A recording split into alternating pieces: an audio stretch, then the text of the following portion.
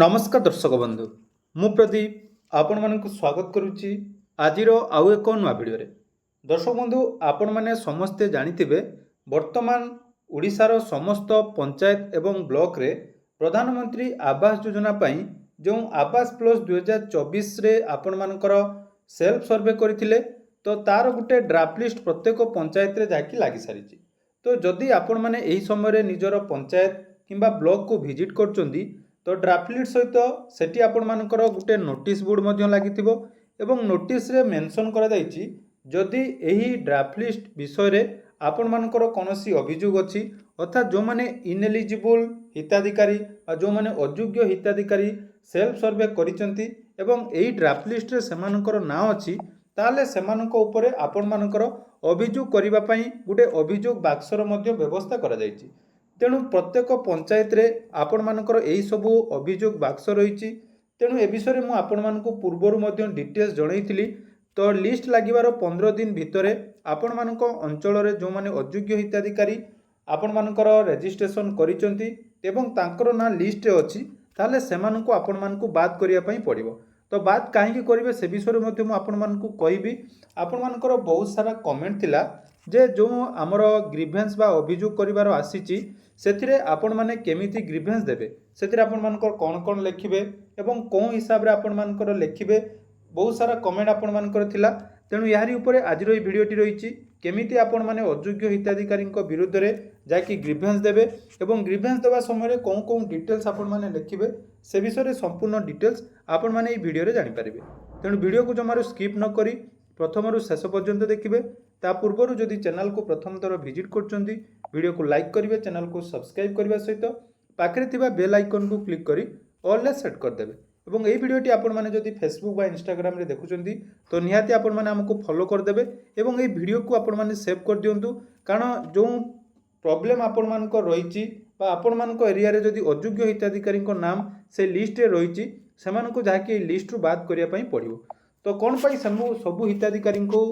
कहा जाइछि बा अभियोग करबा पई जो ऑप्शन टी दिया जाइछि तार कारण मु आपण मानको कहूछि सर्वप्रथम देखंतु आपण माने जदि list check करथिबे list row right hand side रे आपण माने देखुथिबे गुटे ओवरऑल रैंक रहिछि अर्थात गुटे रैंक प्रस्तुत करा जाइछि जते जण भी आवेदन करचंती सेही हिसाब रे को माने पाइया पई योग्य को माने पाइया आपण मानकर प्रायोरिटी बेसिस रे आपण मानकर रैंक टी प्रस्तुत करा जाउछि धरा जाउ आपण मानक पंचायत रे 200 जण हिताधिकारी को नाम रहिछि एवं आपण मध्य जणे योग्य हिताधिकारी आपण मानकर नाम मध्य सेही लिस्ट रे अछि मन करंतु जतेबेले फास्ट पेज रे आपण मानकर टार्गेट आसीबो एका थरे तो समस्त को घर मिलिबो नै तेनु टार्गेट बेसिस रे आपण मानको दियाबो आपण मानको पंचायत को मन करा जाऊ फास्ट पेज रे 50 टी टार्गेट आसिला आपण मानकर सीरियल नंबर केते अछि ना आपण मानकर 65 धरा जाऊ आपण मानकर सीरियल नंबर अछि किंतु आपण माने योग्य हिताधिकारी किंतु आपण मानकर लिस्ट रे 65 नंबर सीरियल अछि तेनु फास्ट जो 50 जण रहिचंती सेही मानको ही फास्ट पेज रे घर मिलिबो होय तो आपण मानको परवर्ती समय रे मिली पारे किंतु फास्ट पेज रे जो 50 जण को मिलिबो सेही 50 जण जेमिति योग्य हिताधिकारी होइतिबा दरकार ता भितरे जदि कोनोसी भी अयोग्य हिताधिकारी रहिचंती ताले आपण मानको काम होउची से विषय रे आपण माने जोटा कि अभियोग करिवे अभियोग आपण माने करिवा निहाती दरकार जेतु जने साधारण नागरिकर अधिकार अछि जे अयोग्य हिताधिकारी को चिन्हट करिया पई एवं आपण मानको सरकार सुयोग दैचंती जे एही अभियोग आपण माने निहाती निर्दिष्ट समय सीमा मध्यरे करिवे तेणु अभियोग कौ मान विरुद्ध रही से विषय में आगे सर्वप्रथम आपण मानक किसी हिंट्स दूसरी जे कौ मैंने एक्चुअली अयोग्य हिताधिकारी आपण मैंने जदि लिस्ट चेक करुँच कौ मानक आपण मैंने लिस्ट रु बाद करें देखु प्रधानमंत्री आवास योजना जो बाद कर आपण मानकर मानदंड रही कौ आधार में आपण मैंने अयोग्य हिताधिकारी को बाद करेंगे तार देखु ये आपण मानकर रही जोटा कि नियम ता भितर कौन कौन नियम रही ना प्रथमे जदि कौनसी परिवार पक्का घरे रोचंती बा छात घरे रोचंती तांकर 2 रु अधिक रूम बा कोठरी रही तापर आपण मानकर यांत्रिक 3 चकिया बा 4 चकिया जान रही यांत्रिक आपण मानकर कृषि सरंजाम जोटा कि 3 चकिया बा 4 चकिया रही 50,000 टंका रु अधिक क्रेडिट कार्ड लिमिट रही जोटा कि किसान क्रेडिट कार्ड रो लिमिट रही ताले से सब परिवार को एथिरु बाद पढ़ी पारिबे बा सेमानकु घर मिलिबा पई सेमाने अयोग्य अटंती ता सहित जदि कोनोसी परिवार रे सरकारी चाकरी करचंती बा आपण मानकर पंजीकृत अणकृषि उद्योग परिवार ପରିବାରର କୌଣସି ସଦସ୍ୟଙ୍କ ଆୟ ମାସିକ ଯୋଉଟାକି 15,000 ଟଙ୍କାରୁ ଅଧିକ ରହିଛି, କୋଉମାନେ ଇନକମ୍ ଟ୍ୟାକ୍ସ ଦଉଛନ୍ତି, ଆପଣମାନଙ୍କର ପ୍ରୋଫେସନାଲ ଟ୍ୟାକ୍ସ ଦଉଛନ୍ତି, ତା ସହିତ ଆପଣମାନଙ୍କ ଆମର ପଞ୍ଚାୟତରେ ଯଦି କୌଣସି ହିତାଧିକାରୀ 2.5 ଏକର ବା ତାଠାରୁ ଅଧିକ ଜଳସେଚିତ ଜମି ଏବଂ 5 ଏକରରୁ ଅଧିକ ଆପଣମାନଙ୍କର ଅଣଜଳସେଚିତ ଜମି ରଖିଛନ୍ତି ବା ଅଛି ତାଙ୍କ ନାମରେ, ତ ଏଇ ସବୁ ହିତାଧିକାରୀଙ୍କ ଯୋଉଟାକି ପ୍ରଧାନମନ୍ତ୍ରୀ ଆବାସ ଯୋଜନାରୁ ଅଯୋଗ୍ୟତାର କାରଣ ଦର୍ଶାଇ ଆପଣମାନେ ତାଙ୍କୁ ଯୋଉଟାକି ଲିଷ୍ଟରୁ ବାଦ କରିପାରିବେ। ତେଣୁ ଆପଣମାନେ ଜାଣିଥିବେ ଆପଣମାନଙ୍କ ଏରିଆରେ କୋଉମାନେ ଏଇ ସବୁ ଗାଇଡଲାଇନ ଖିଲାଫରେ ଯାଉଛନ୍ତି, ତ ସେଇ ଆଧାରରେ ଆପଣମାନଙ୍କୁ ଯୋଉଟାକି ଅଭିଯୋଗ କରିବା ପାଇଁ ପଡ଼ିବ। ଏବଂ ଯୋଉ ଅଭିଯୋଗ ଆପଣମାନେ କରିବେ ସେଇଟା ଦେଖନ୍ତୁ ଆପଣମାନଙ୍କର ପଞ୍ଚାୟତରେ ଲାଗିଥିବା ଯୋଉ ବକ୍ସଟି ରହିଛି ସେ ବକ୍ସରେ ହିଁ ପକେଇବା ପାଇଁ ପଡ଼ିବ। କିନ୍ତୁ ଏଠି ମଧ୍ୟ ଆଉ ଗୋଟେ କନଫ୍ୟୁଜନ ରହିଛି ଯେ ସେଇ ଲିଷ୍ଟଟି ଆପଣମାନଙ୍କର କୋଉଠି ଖୋଲାଯିବ ସେଇଟା ମଧ୍ୟ ଇମ୍ପୋର୍ଟାଣ୍ଟ। କାରଣ ଦେଖନ୍ତୁ ଯଦି ଆମେ ଲିଷ୍ଟରେ ଯଦି ଆମର କମ୍ପ୍ଲେନ ଦଉଛୁ ସେଠି କ୍ଲିୟରଲି ମେନସନ କରାଯାଇଛି ଗୋଟେ ଜାଗାରେ ଯେ ଅଭିଯୋଗକାରୀ ତାଙ୍କର ଡିଟେଲ୍ସ ମଧ୍ୟ ଦେବେ। ଧରାଯାଉ ମୁଁ ଜଣଙ୍କ ନାମରେ ଆପଣମାନଙ୍କର ଅଭିଯୋଗ କରୁଛି, ତ ଯଦି ସିଏ ଜାଣିପାରିଲା ପର୍ଟିକୁଲାର ଜାଣିପାରିଲା ଯେ ମୁଁ ତାର ନାମ କଟେଇଛି, ତ ନିହାତି ପରବର୍ତ୍ତୀ ସମୟରେ ଏ ବିଷୟରେ ନିହାତି କଳହ ହେଇପାରେ ବା ପଞ୍ଚାୟତରେ କିଛି ବି ପ୍ରୋବ୍ଲେମ ହେଇପାରେ। ତେଣୁ ଏଇଟା ପ୍ରତି ମଧ୍ୟ ସରକାର ଧ୍ୟାନ ଦେବା ଦରକାର ଯେ ଯୋଉ ଅଧିକାରୀମାନେ ଏଇ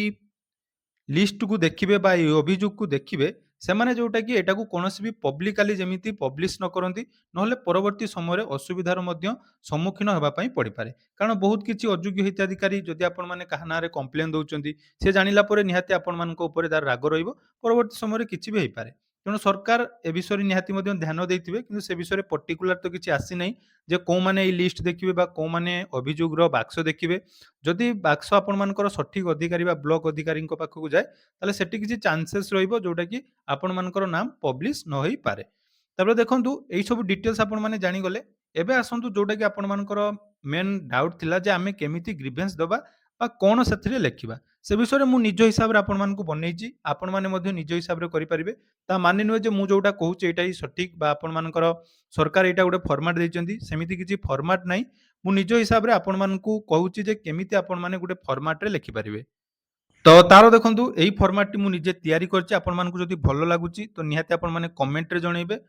ତ ଦେଖନ୍ତୁ ଏଠି ଆପଣମାନଙ୍କୁ ମୁଁ କଣ ଲେଖିଛି ନା ମହାଶୟ ମହାଶୟା, ସଦ୍ୟ ପ୍ରକାଶିତ ପ୍ରଧାନମନ୍ତ୍ରୀ ଆବାସ ଯୋଜନାର ଡ୍ରାଫ୍ଟ ଲିଷ୍ଟ ଅନୁସାରେ ଆମ ପଞ୍ଚାୟତରେ ପ୍ରକାଶ ହୋଇଥିବା ଲିଷ୍ଟରେ ନିମ୍ନଲିଖିତ ବ୍ୟକ୍ତି ବା ବ୍ୟକ୍ତିମାନେ ଅର୍ଥାତ୍ କଣ ମୁଁ ଆପଣଙ୍କୁ ବୁଝେଇ ଦଉଛି। ବ୍ୟକ୍ତି ଅର୍ଥାତ୍ ଯଦି ଆପଣମାନେ ଜଣଙ୍କ ବିଷୟରେ ଲେଖିବା ପାଇଁ ଚାହୁଁଛନ୍ତି ତାହେଲେ ଏଠି ବ୍ୟକ୍ତି ଲେଖିବେ। ଏକା ସଙ୍ଗେ ଯଦି ଆପଣମାନେ ବହୁତ ଜଣଙ୍କ ବିଷୟରେ ଆପଣମାନେ ଅଭିଯୋଗ କରୁଛନ୍ତି, ତାହେଲେ ବ୍ୟକ୍ତିମାନେ ଆପଣମାନେ ଏଠି ସିଲେକ୍ଟ କରିବେ। ମନେ ରଖନ୍ତୁ ଏହି ହିସାବରେ ଆପଣମାନେ ଲେଖିବେ ଯେ ନିମ୍ନଲିଖିତ ବ୍ୟକ୍ତି କେତେବେଳେ ଲେଖିବେ, ଯଦି ଜଣଙ୍କ ବିଷୟରେ କହୁଛନ୍ତି ବ୍ୟକ୍ତି ଲେଖିବେ, ଏବଂ ଯଦି ଆପଣମାନେ ବେଶୀ ହିତାଧିକାରୀଙ୍କ ବିରୁଦ୍ଧରେ ଅଭିଯୋଗ କରିବା ପାଇଁ ଚାହୁଁଛନ୍ତି ତାହେଲେ ବ୍ୟକ୍ତିମାନେ ବୋଲି ଲେଖିବେ। ଅର୍ଥାତ୍ ଲିଷ୍ଟରେ ଥିବା ନିମ୍ନଲିଖିତ ବ୍ୟକ୍ତିମାନେ ଆବାସ ଯୋଜନା ଯୋଗ୍ୟତା ମାନଦଣ୍ଡ ଅନୁସାରେ ଆବାସ ଘର ପାଇବା ପାଇଁ ଅଯୋଗ୍ୟ ଅଟନ୍ତି। ଏତିକି ଲେଖିଦେଲେ କିଛି ବେଶୀ ନାହିଁ, ଏତିକି ଲେଖିବେ। ତାପରେ ସେଇ ହିତାଧିକାରୀଙ୍କ ଡିଟେଲ୍ସ ଲେଖିବେ। କଣ ଲେଖିବେ ନା ପ୍ରଥମେ ରହିଛି ହିତାଧିକାରୀଙ୍କ ନାମ। ତ ନାମ କୋଉଠି ପାଇବେ ନା ଯୋଉ ଲିଷ୍ଟ ଆପଣମାନଙ୍କର ଲାଗିଛି ସେଇ ଲିଷ୍ଟରେ ଦେଖିବେ ଆପଣମାନଙ୍କର ହିତାଧିକାରୀଙ୍କ ନେମ୍ ଥିବ ଏବଂ ତାଙ୍କର ଲେଫ୍ଟ ହ୍ୟାଣ୍ଡ ସାଇଡରେ ଗୋଟେ ଦେଖିବେ ଆବାସ ପ୍ଲସ୍ ଆଇଡି ଥିବ। ତ ସେଇ ଆବାସ ପ୍ଲସ୍ ଆଇଡି ଆପଣମାନେ ଲେଖିବେ ଏବଂ ଅଯୋଗ୍ୟତାର କାରଣ କଣ, ଅର୍ଥାତ୍ କଣ ପାଇଁ ସେ ଅଯୋଗ୍ୟ ବୋଲି ଆପଣମାନେ ଭାବୁଛନ୍ତି, ତାର ଯୋଉ ରିଜିନ୍ ମୁଁ ଆପଣମାନଙ୍କୁ କହିଲି 12ଟି ରିଜିନ୍, ତ ସେଇ ରିଜିନ୍ ଅନୁସାରେ ଆପଣମାନେ ଏଠି ଲେଖିବେ ଯେ ତାଙ୍କର ଅଯୋଗ୍ୟତାର କାରଣ ଯେ ତାଙ୍କ ଘରେ ସରକାରୀ ଚାକିରିଆ ଅଛନ୍ତି ବା ତାଙ୍କର ମନ୍ଥଲି ଆପଣମାନଙ୍କର କୌଣସି ବି ଆମର ସଦସ୍ୟ 15,000 ଟଙ୍କାରୁ ଅଧିକ ପାଉଛନ୍ତି, କି ତାଙ୍କର 4 ଚକିଆ ଯାନ ଅଛି, 3 ଚକିଆ ଯାନ ଅଛି, ତାଙ୍କର ପକ୍କା ଘର ଅଛି, ଯାହା ବି ଅଛି ଯୋଉ 12ଟି ଆପଣମାନଙ୍କର ନିୟମ କହିଲି ବା 12ଟି ଗାଇଡଲାଇନ କହିଲି, ତ ସେଇ ଗାଇଡଲାଇନ ହିସାବରେ ସେ କୋଉଟାକୁ ଖିଲାପ କରୁଛନ୍ତି ତାର ନିର୍ଦ୍ଦିଷ୍ଟ ଆପଣମାନେ ଲେଖିଦେବେ। ଲେଖି ସାରିଲା ପରେ ତାପରେ ଦେଖନ୍ତୁ କଣ ଲେଖିବେ, ଦୟାକରି ଏହା ଉପରେ ସଠିକ ତଦନ୍ତ କରିବା ପାଇଁ ମୁଁ ଅନୁରୋଧ କରୁଛି। ଦେଖନ୍ତୁ ଏଇଟା ମୁଁ ଗୋଟେ ଫର୍ମାଟ ଆପଣମାନଙ୍କୁ କହିଦେଲି, ଏଇ ଫର୍ମାଟ ହିସାବରେ ଆପଣମାନେ ଲେଖିପାରିବେ। ତାପରେ ଦେଖନ୍ତୁ ତଳେ ରହିଛି ଅଭିଯୋଗକାରୀଙ୍କ ନାମ, ଠିକଣା ଏବଂ ମୋବାଇଲ ନମ୍ବର। ଦେଖନ୍ତୁ ମୁଁ ଆପଣମାନଙ୍କୁ କହୁଛି କିଛି ଜାଗାରେ ଆପଣମାନଙ୍କର ମେନସନ କରାଯାଇଛି ଯୋଉ ନୋଟିସଟି ଲାଗିଛି, ସେ ନୋଟିସରେ କୁହାଯାଇଛି ଯେ ଯୋଉମାନେ ଅଭିଯୋଗ କରୁଛନ୍ତି ତ ସେଇ ଅଭିଯୋଗକାରୀଙ୍କ ନାମ ଆପଣମାନଙ୍କର ଏବଂ ଠିକଣା ଲେଖିବା ପାଇଁ। ଯଦି ଆପଣମାନଙ୍କର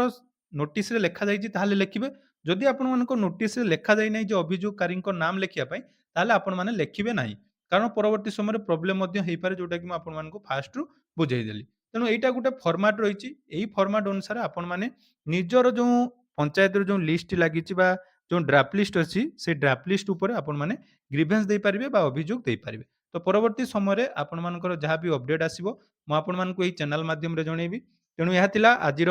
ଗୋଟେ ଇମ୍ପୋର୍ଟାଣ୍ଟ ଭିଡ଼ିଓ। ଯଦି ଆପଣମାନଙ୍କୁ ଭିଡ଼ିଓଟି ଇନଫର୍ମେଟିଭ୍ ଲାଗିଛି ନିହାତି ଆପଣମାନେ ଆମ ୟୁଟ୍ୟୁବ୍ ଚ୍ୟାନେଲକୁ ସବସ୍କ୍ରାଇବ୍ କରିଦେବେ। ଫେସବୁକ୍ ବା ଇନଷ୍ଟାଗ୍ରାମରେ ଯଦି ଦେଖୁଛନ୍ତି ଫଲୋ କରିଦେବେ ଏବଂ ଏହି ଭିଡ଼ିଓଟି ବହୁତ ମାତ୍ରାରେ ସେୟାର କରିବେ। ଧନ୍ୟବାଦ।